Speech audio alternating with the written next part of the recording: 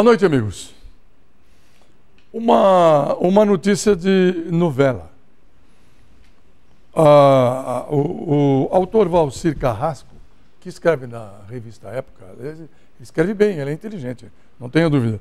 Mas ele está fazendo uma nova novela que a atriz Débora Falabella se recusou a fazer, porque diz que é muita cena de sexo. Eu acho que a Rede Globo está com a audiência baixa.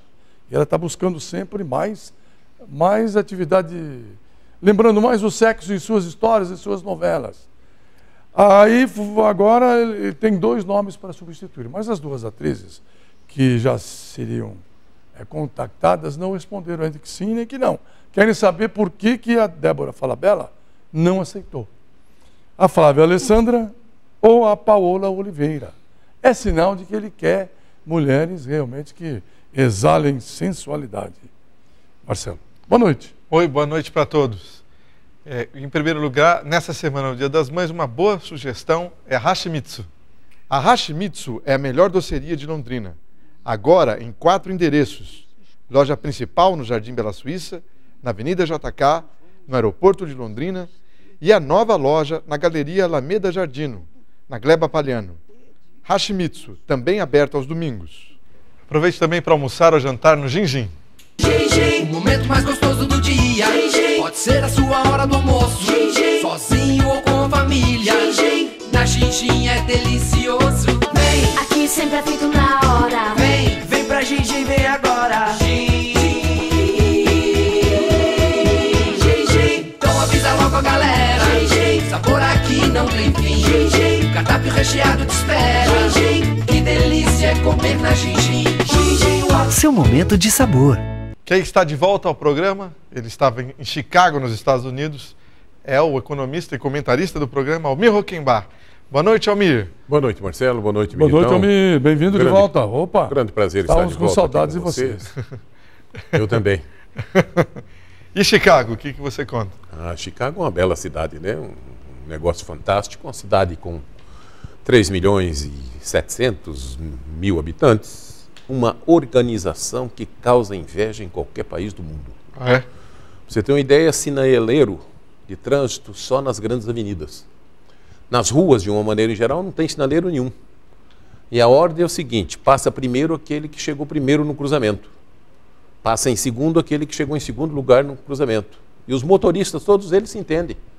Tanto para contornar à esquerda, como para contornar à direita, como para ir reto. Uma organização espetacular. Eu acho que nós, com essa pouca cultura e com a nossa baixa educação, não vamos chegar lá, talvez daqui a uns 100, 150 anos. Ou quando não houver mais motos. Ou quando não tiver mais motos. Todo mundo estiver voando, né? É um negócio. Tinha muita moto lá? Nenhuma. Olha. Não vi nenhuma. Até por causa do frio, né? Até por causa do frio, é muito frio. Já é primavera e durante 2 dias eu peguei alguns flocos de neve. Opa! É muito frio, um vento infernal, negócio terrível. É um vento gelado mesmo. Gelado. Então você tem lá uma temperatura de 2, 3 graus centígrados e uma sensação de -5, -6. Mas o vento chega a machucar a gente, sabe? Chega a doer, né? E nós, de país tropical, não acostumados com isso, né? Sofremos muito mais. Mas o país é um negócio fantástico. Sabe? Chicago, de frente para o Lago Michigan. De frente para o Lago. Banhado pelo Rio Chicago. O Rio Chicago passa dentro. Também, ele deságua nesse lago, né? Deságua no lago. Mas esse lago não tem tamanho, não dá para dizer, é um mar, né? É um mar. É um negócio fantástico, né? Muita pesca em cima desse lago, onde tem uma oferta muito grande de pescado em água doce, né? Uma cidade linda. Eu considero hoje Chicago uma cidade mais bonita do que Nova York. Puxa. Mais bonita. Você sabe mais? E infraestrutura? Não, a infraestrutura espetacular, né? Especialmente a questão de transporte ferroviário. Você, quando chega numa estação de transbordo de trem, é difícil você conseguir contar a quantidade de vagões. A quantidade de locomotivas, de linhas férreas. Há uma coisa fantástica, rapaz. Então, por isso tudo, especialmente pela infraestrutura, pela cultura e pela forma com que os americanos administram a sua economia, comparando com o Brasil, dá para observar o seguinte. Os americanos ciscam para dentro e para cima. Nós ciscamos para fora e para baixo. Bem boa. Definição fantástica. A diferença é essa. A diferença, então, é Exatamente, total. é total. É total. É. Nós estamos caminhando ao contrário. Você passou na Bolsa de Chicago, não? Passei. Inclusive, eu fui lá buscar algumas informações e observei que o que tem lá mesmo e o que predomina é uma ação das empresas privadas. Não há intervenção de governo, nada disso. O governo apenas apoia, né? Tem um apoio para que essa bolsa funcione bem. E o funcionamento dela é totalmente privado. O Brasil tem lá algum prejuízo. Certo. Por falta de apoio financeiro para o setor produtivo, especialmente o setor agrícola. Nós observamos que os nossos produtores ficam na mão daquelas 5 irmãs, né? 5 grandes empresas multinacionais, que compram a nossa produção, inclusive antes da colheita. Ah, é? Né? E quando eles têm essa compra antes de ser colhido, eles compram o produto no pé ainda, pelo menos 40% da nossa produção é comprada no pé, eles têm aí uma possibilidade de fazer uma grande oferta na Bolsa de Chicago, e isso que a gente possa imaginar que está ajudando o agricultor, porque o governo que deveria ajudar não o faz, está ajudando o agricultor descapitalizado ou fazendo uma venda antecipada. Essa compra, indo para a Bolsa de Chicago, implica numa redução de preço daquilo que o agricultor vai colher depois. Isso aqui. Aqui no Brasil. Vai colher É isso que está o acontecendo. agricultor brasileiro. O agricultor brasileiro vende para se safar de um custo, porque está Ou entrega para a cooperativa, Ou entrega, vende. que faz também a mesma coisa. Mesma coisa. Vende antecipadamente. Essa oferta é volumosa. Quando chega essa oferta na Bolsa de Chicago, empurra para baixo o preço desse produto na colheita, a menos que haja uma frustração de safra daqueles países que vão colher soja, especialmente soja, depois, né? Mas se não houver essa frustração, o preço tende a cair. E os insumos que o agricultor tem que comprar para a safra seguinte, sempre sobe, né? E aí não tem como baixar, porque também Só está na sobe. mão das grandes multinacionais. Só sobe. Então é um processo de descapitalização terrível, né? A outra questão é que o nosso agricultor tem uma produção bastante alta, 192 milhões de grãos, né, de toneladas de grãos para esse ano, e nós temos aí uma deficiência de armazenamento da ordem de 36, 37 milhões de toneladas. Então tem que vender mesmo, tem que jogar fora. Tem que jogar fora. Como é A que faz ministra fazer? Cátia Abreu veio aqui na exposição da Rural, trouxe com ela a tiracolo a ministra do Meio Ambiente, a Isabel Valente, né? E disseram para ela alguma coisa sobre a falta de armazenamento, mas ela não falou nada, não respondeu nada. Até hoje. Diz que é uma verdade, tá, mas que ela é nova na pasta e que é produtora e que ia levantar, que tem muito interesse em atender a demanda e etc. Mas até agora nada. Com os recursos cortados de vários ministérios, já viu, né? O país só tem uma saída, né, Militão? É parar de emitir títulos da dívida pública e fazer emissão de moeda em cima de créditos securitizáveis do país, que são aquelas ARO, né? A antecipação de receita orçamentária, que já teve no Brasil. Nós temos condições de retomar isso, a partir da securitização dos recebíveis. A antecipação de receita orçamentária é necessária. Se o governo não fizer isso, ele não sai do buraco. Traduzindo para o nosso público, que é grande, temos os que estudaram administração, estudaram ciências contábeis, direito e tal, e temos aquele que é um operário e que vê o programa nosso. Traduz um pouco isso aí. Bom, o que eu quero dizer é o seguinte, o Brasil tem hoje uma dívida enorme. Tem. Quando ele precisa de dinheiro, ele emite títulos da dívida pública, joga no mercado, os investidores ou especuladores compram esse título, entregam o dinheiro para o governo, que cada vez fica mais endividado e, precisando de mais dinheiro, tem que aumentar a taxa de juros para satisfazer a vontade desses especuladores. E ele defende essa tese dizendo que aumenta juros para combater a inflação. Diz isso. Mas isso não é verdade. Porque, veja bem, num país endividado como o Brasil, quanto mais você elevar a taxa de juros, mais custo financeiro você eleva para as empresas, que na produção ela transfere para o novo produto esse custo financeiro novo. Esse é o que está acontecendo. O que eu defendo? Eu defendo a ideia do seguinte: o setor público tem um volume fantástico de créditos, de recebíveis, dinheiro para receber, dívidas ativas e outros contratos. Esses créditos, ele tem uma taxa de recuperação medíocre, em torno de 2%. Ao ano. Nossa. E quando você compara o crescimento do estoque desses recebíveis, ele cresce em média 11%, 12% ao ano. Então significa dizer que o governo está sendo ineficiente na recuperação desses recebíveis. O que eu estou defendendo é o seguinte, é que se entregue esses recebíveis para uma agência gestora da dívida pública e ela faça uma securitização no Tesouro Nacional. Essa securitização, entregando esses recebíveis, o Tesouro faz um adiantamento desse dinheiro para o governo satisfazer as suas necessidades e as necessidades do povo brasileiro. A custo financeiro zero.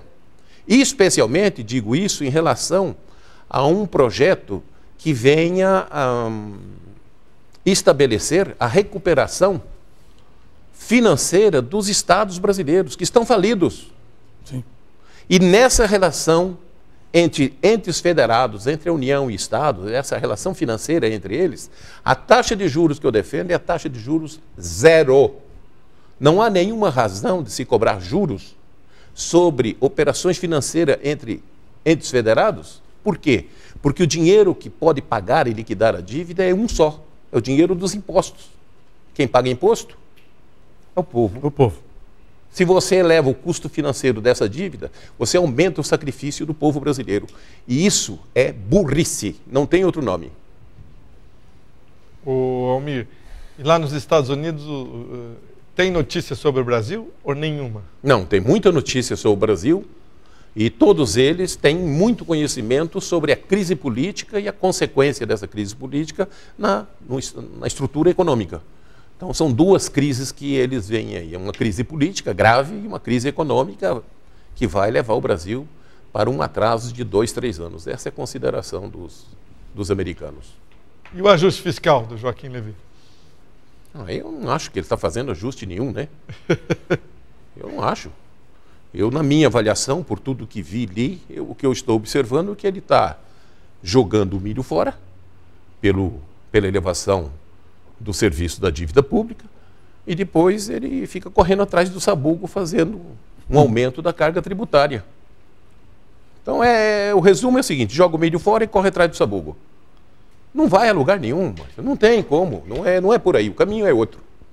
Almir, o Raul disse aqui na sexta-feira, foi sexta-feira, né, Marcelo?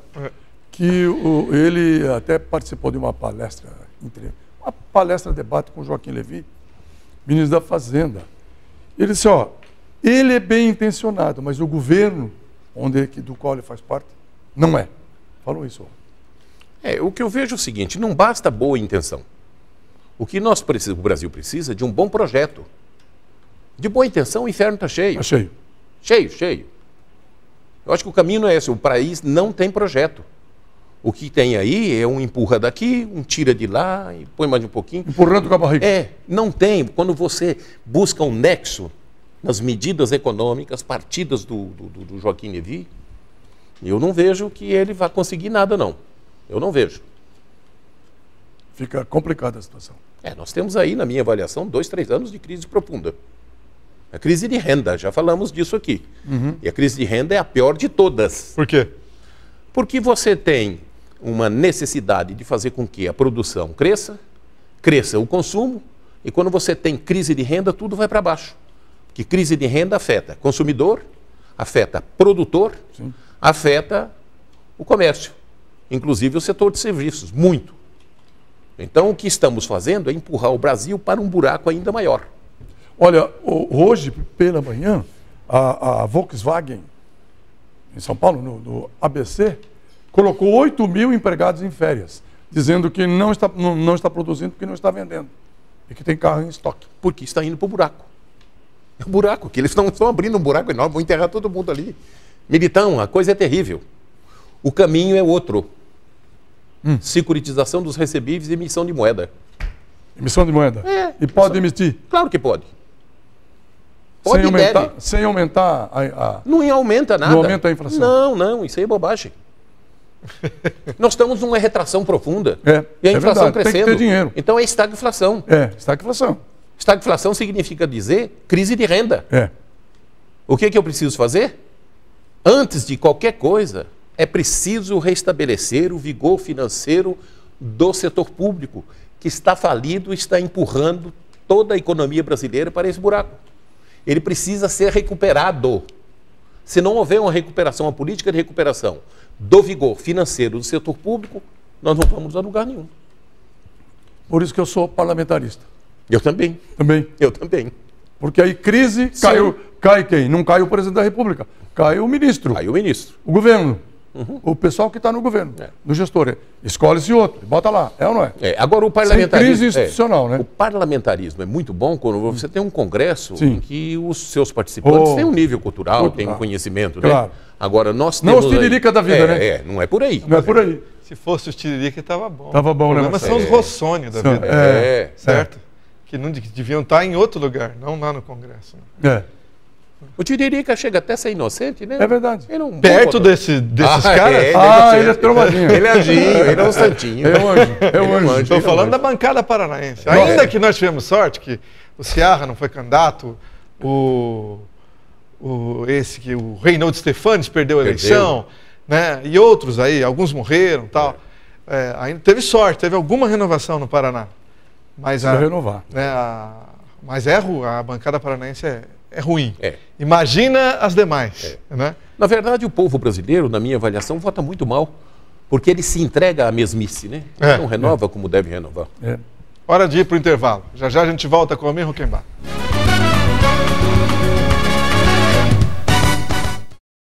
Quadra Construtora apresenta Morar na Palhano é tudo de bom. Melhor ainda se for no Fontaine Blanc. 3 suítes, 3 vagas na garagem, varanda gourmet e lazer completo. Quadra. Quem compara, compra. O momento mais gostoso do dia. Pode ser a sua hora do almoço. Sozinho ou com a família. Na Xinxin é delicioso. Vem, Aqui sempre é feito na hora. vem pra Xinxin, vem agora. Então avisa logo a galera. Sabor aqui não tem fim. Cardápio recheado te espera. Que delícia é comer na Xinxin. Seu momento de sabor. Te espero de portas abertas pra te ver feliz todo dia. Aqui a magia é certa e a sua alegria é a nossa mania. Aqui tem de tudo, onde é mais fácil comprar. Perto de tudo, este é o seu lugar. Shopping Quintino, cada dia mais você. A importância de se dar valor à vida. É assim que a Londre Life, empresa administrada por pessoas com experiência na área hospitalar, olham para quem deu muito de si por você. Por isso, buscamos com nossa equipe multiprofissional e especializada atender nossos pacientes com o conforto e tranquilidade em um contexto totalmente familiar. Conte com nossos principais valores: carinho, atenção e confiança. Quadra Construtora apresenta Morar na Palhano é tudo de bom. Melhor ainda se for no Fontaine Blanc. 3 suítes, 3 vagas na garagem, varanda gourmet e lazer completo. Quadra. Quem compara, compra. Há 18 anos, atendendo com qualidade e rapidez, a Arte Brinde inova com uniformes profissionais, camisetas polo e tradicional, camisas com padrão grife e uniformes de fábrica. Além, é claro, de uma linha completa de brindes. Faça uma visita e confira as novidades. Você vai se surpreender. www.artebrinde.com.br. Fone 3327-6751.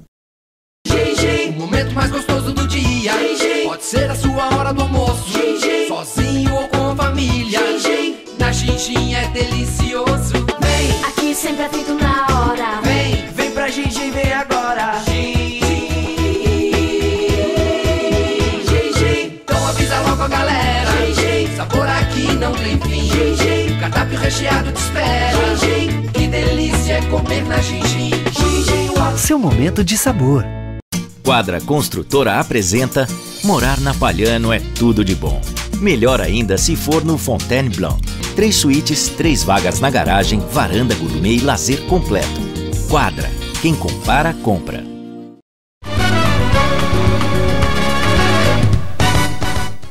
Muito bem, estamos de volta com o programa Militão e Militão. Estamos com a volta do professor Almir Hockenbach e com o Marcelo Militão.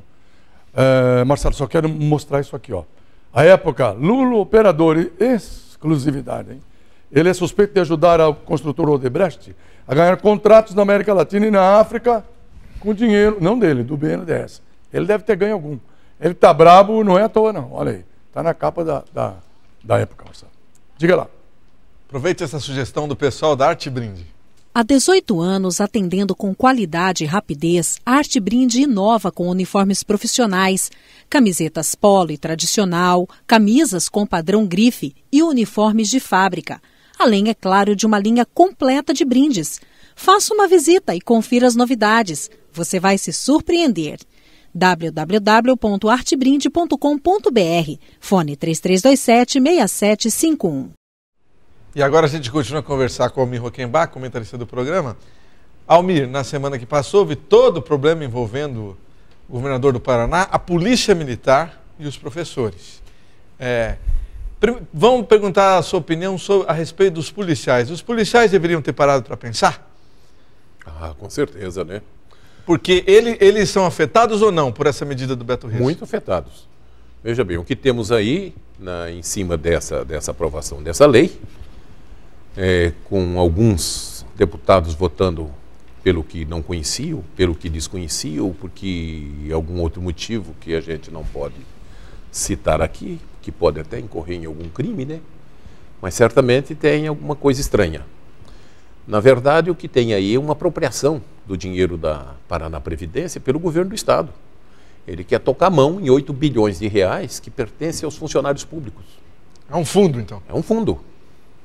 Esse fundo foi construído à época do governo Lerner e foi... O projeto é do Renato Folador, se eu não me engano. Renato Folador. Renato Folador, sim. Né? Ele fez esse projeto e fez, evidentemente, um cálculo atuarial. E tinha ali a obrigação de que os funcionários da ativa recolheriam 11% dos seus salários para a Paraná Previdência. E de outra banda teria a obrigação também do governo do Estado contribuir com a outra parte que correspondesse a 11% da folha de pagamento. Possivelmente só os funcionários contribuíram. Só eles pagaram. Não é? Possivelmente. Não, aliás, 11% é muito, não é, Almir? É muito, é bastante. Barbaridade. É bastante. É mais que o dízimo. Mas te dá uma segurança. Nem importante. Deus pediu isso. Nem Deus pediu isso para os seus filhos. Pediu só 10%. Mas podia ser 10%, não tem importância. Podia, mas é 11%, não tem problema nenhum. Porque o que interessa é o seguinte, se o governo do Estado tivesse recolhido, esse fundo, ao invés de 8 bilhões, teria, nas minhas contas, alguma coisa como 17 bilhões. 17 mais que o dobro. Mas, claro. Porque poderia ser aplicado esse dinheiro. Sim, poderia ser aplicado. Não é? E o cálculo do Folador era que ao final de 26 anos, se eu não me engano, o Paraná Previdência teria um volume de 32 bilhões de reais e esse dinheiro seria suficiente para, então, garantir a aposentadoria aos funcionários públicos do Paraná. Aí incluídos os militares. A Polícia Militar está incluída nisso. Recebe aí. Agora, os professores fizeram uma greve, fizeram um enfrentamento absolutamente necessário a um governador que estava praticando um desmando. Porque ele está se utilizando de um dinheiro que não pertence ao governo do Estado. Isso é uma forma de desmandar, de desmando. E envolveu a Assembleia num compromisso político absolutamente impossível de satisfazer as necessidades dos funcionários públicos e do povo do Paraná. E como é que ele vai pagar a Previdência? Ele não vai pagar o dinheiro. Ele não vai pagar, ele pega o dinheiro, vai quebrar a Previdência, deixa de ser governador e o povo, mais uma vez, É isso aí que está acontecendo, gente. Top. Agora, o que me admira é que o policial que está sendo prejudicado por isso... Desceu o sarrafo no outro servidor. No professor, no outro servidor, que está em defesa da classe dos servidores públicos. Que barbaridade! O cara me perguntou se você fosse o comandante da operação lá, o que você fazia? Eu teria aberto, tirado o pelotão de choque, aberto tudo, falou, entra aí, faz o que vocês quiserem. Abre a Assembleia, abre as portas. Não é só Assembleia, não. Entra lá no Palácio. Entra no Palácio. Viu, Almir, não é, nunca foi e nunca será a Casa do Povo. Pode ser a casa do Rossoni, do Nelson Justo. O Rossoni foi presidente lá. O Nelson Justo, que devia estar em outro lugar. E agora do Ademar Traiano. Né? E foi do Aníbal Cury, a casa do Aníbal Cury, por muito tempo até ele morrer. Deitaram e a Casa do Povo nunca foi. Não é e nunca será. A Casa do Povo não é nem o Minha Casa Minha Vida e nem Casa da Coapar, que está quebrada também, sabia? Também está quebrada. Está quebrada. Porque ela gasta aí por 9 milhões por mês, não sei por quanto tempo, e arrecada apenas 1,5 milhão. Na verdade, o Minha Casa Minha Vida do governo federal, praticamente quebrou a Coapar, eu acho. Mas isso é outro assunto. Quando eu olho para o balanço do governo do Estado, eu enxergo dois problemas. Que ele, governador Beto Richa, nunca tocou no assunto. Não sei se porque desconhece ou porque não quer tocar no verdadeiro conhecimento. Quais são? Um problema sério da falta de dinheiro que ele está dizendo vem da sonegação fiscal. Sim. E ele fechou todos os postos fiscais. Olha aí. Permitiu a evasão fiscal. Os postos estão fechados. Lacrados. Lacrados, fechou. Querendo imitar São Paulo. São Paulo fez assim? Fez assim, mas ele tem 90% de produtos manufaturados com controle absoluto. Nós temos 46% de produto primário. As coisas são diferentes, tem que ter controle. Por outro lado, a corrupção na Receita aqui em Londrina, que deve ser generalizado também no Estado, também provoca evasão de arrecadação, né? Acima de 1 bilhão, né? Estão falando em 800 milhões, eu acho que é acima de 1 bi. Pela quantidade de empresários envolvidos no processo. Dá para reformar todas as escolas de várias cidades. 1 bi. E o rombo do governo do Estado é 125 milhões por mês, né? 125 por mês. A falta de caixa é falta de caixa. Então dá quanto? Dá 1 bilhão e 200. Já dava 10 meses aí. 1 milhão e meio. Quase salvava. Salvava a pátria. Não, mas tem mais. A outra questão que ele tem que discutir é quanto se paga para o governo federal relativamente aos juros da dívida do governo do Estado, que hoje está em torno de 17 bilhões. No outro mandato, ele disse que pagava todo ano 1 bilhão ou 2 bilhões. Dívida também que veio do Jamilene, do Requião. Exatamente. Tem essas coisas todas. Então, esses dois... As assembleias estão passando, né? São dois problemas fundamentais que afetam o caixa do governo do Estado. Claro. O governador não toca nesse assunto. É uma sangria desatada. Nem o secretário da Fazenda. Não. Agora, por quê? Nem o secretário de governo. Nem o chefe da Casa Civil. Será que eu não sei ler o que está escrito no balanço? O que tem no balanço? Será que é isso? Quem faz o balanço? O balanço... O governo. O governo do faz Estado. O balanço. Então. Os resultados que eu tiro para analisar, eu tiro de lá. Do governo. Os dois grandes problemas são esses. Não é impor sacrifício ao funcionário público. E o Beto, o que era? O Beto era um expoente político. Sim. Que poderia, inclusive, sair das fronteiras do Estado. Poderia. Virou saco de pancado. Esse aumento saco de pancada do IPVA também não ajuda o caixa do governo? Ajuda, mas o que ajuda de fato é a questão de combater a sonegação fiscal, a corrupção dentro da Secretaria de Fazenda, especialmente, que a gente sabe que é forte, e a questão da dívida pública, que tem que ser resolvida rapidamente. E ela se resolve a partir de um pacto federativo que todos estão querendo e nenhum governador toma a posição política de caminhar com isso. O projeto está pronto. Eu fiz o projeto. Ele está pronto.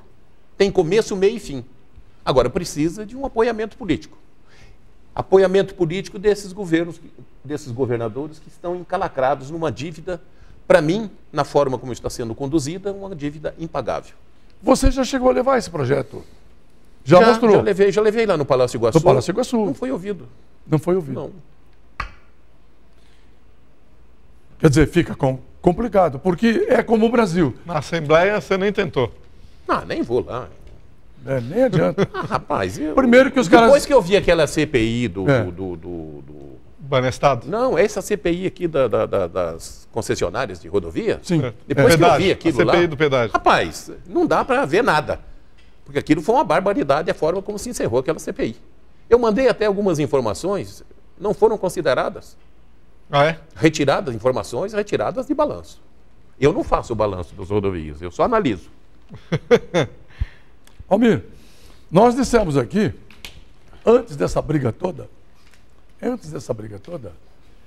daquela ideia que surgiu nesse programa, e você que deu, que uma das soluções para resolver os problemas de vez dos aposentados, dos que estão aposentados, daqueles que vão se aposentar, seria quando terminar o contrato das empresas que controlam o pedágio, no governo do estado passar para Paraná Previdência. É o único caminho que vai sobrar depois dele quebrar o caixa da Previdência. É o que sobra. Vai sobrar isso. É. Agora, isso está na mão da Justiça, né? E a Justiça não decide. Já faz tempo, hein? Os senhores juízes e promotores também recebem suas aposentadorias lá na Paraná Previdência. Vão poder ficar sem... Agora, você quer ver como é que resolve isso rapidão? Teria que pegar a aposentadoria dos senhores deputados e também levar para Paraná Previdência. Não vai, né? Não, é essa que tem que ir lá. Essa que tem que ir lá, é Deveria verdade. ser igual, né? Sim. Deveria ser igual. Leva lá, mesmo fundo. Pois eles Quero ver se eles votam essa porcaria dessa Eles lei. dizem, eu sou um deputado, eu sou empregado do povo. Mas que é isso, coitado do povo? Eu lembro aqui do Zuculilo, vou lembrar de novo. O que pinta de novo no Evo, pinta em quem? Em El Rabito del Pueblo. Pintou agora. E a aposentadoria dos parlamentares tem um fundo próprio, chama Tem? FEPA, né? Tem. Fundo de especial É de isso mesmo. Previdência É isso mesmo. e aposentadoria dos parlamentares, não é isso? FEPA.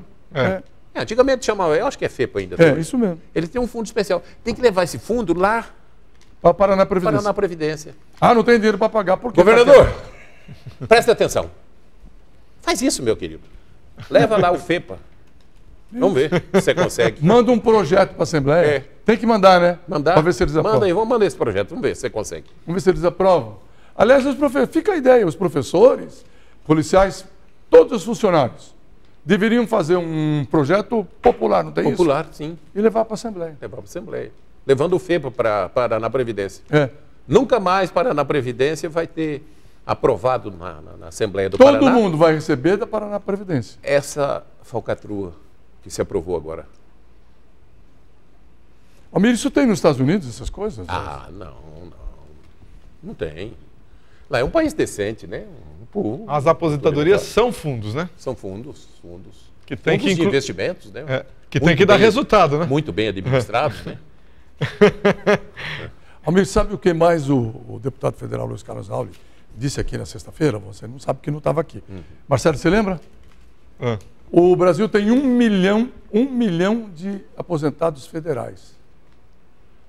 O governo federal, a presidente Dilma, não vai ter dinheiro para pagá-los a partir de julho. Ele disse aqui.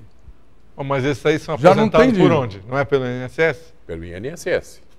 Na verdade, quando você olha apenas para a Previdência... Tem o dinheiro? Tem dinheiro. Tem superávit de caixa.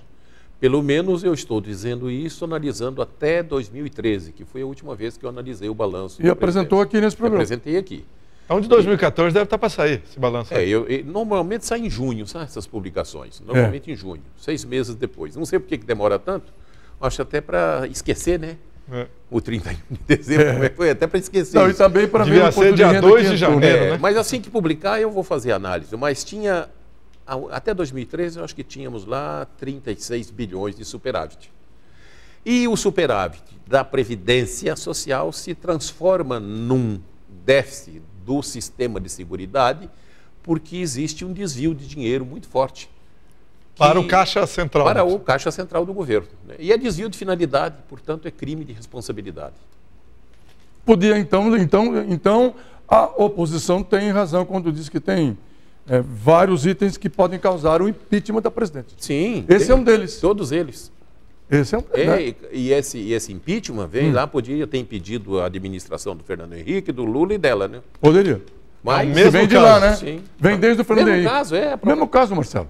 Crime de responsabilidade, Carlos. Você pega o dinheiro daqui e põe para lá. O prefeito, quando recebe uma verba carimbada do governo federal, que ele aplica em outro lugar, não implica crime de responsabilidade e não é cassado? Implica. E por que o presidente e os governadores não são? Por que será? Porque estão no poder. Mandam. Poder demais? Poder. O Ney Braga disse que o poder é o maior afrodisíaco que os políticos têm. Ney Braga. E ele foi político. Governador do estado 2 vezes.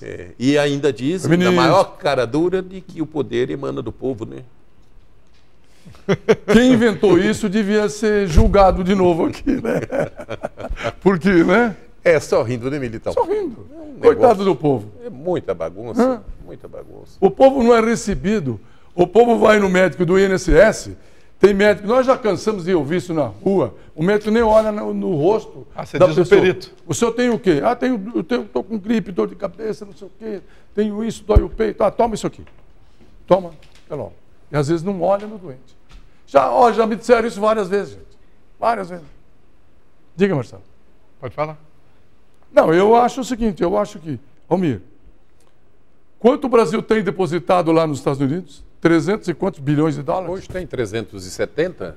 Mas é na Bolsa de Nova York, hein? Não, é no Tesouro, No Tesouro Americano. recebendo 0,25. E tem que ter lastro em ouro daí? Não, é moeda. É moeda nossa. Por exemplo, nós exportamos soja. É. O exportador brasileiro recebe dólar. É. Entrega esse dólar para o Banco Central. O Banco Central emite ou títulos da dívida para receber em real ou emite moeda. E entrega essa moeda brasileira para o exportador. Pega esse dólar e deposita no Tesouro Americano, recebendo 0,25. 0,25 0,25% ao ano. Ao ano. E paga E sobre a nossa dívida, paga 13,25. dívida para os bancos daqui, para os bancos brasileiros. Telespectador, você permitiria que o seu dinheiro fosse assim administrado? Recebendo 25 sobre o que você tem, pagando 13,5 sobre o que você deve? Será que essa conta dá certo? Assunto para a próxima semana também. Obrigado, Almir Huckenbach. Eu que Bom agradeço. tê-lo de volta, que coisa boa. Obrigado, Almir. Eu Boa que semana. agradeço. Obrigado, Marcelo. Boa semana. Só queria lembrar aqui a música gravada pelo Miltinho. Cara de palhaço, pinta de palhaço. Somos nós. Boa noite.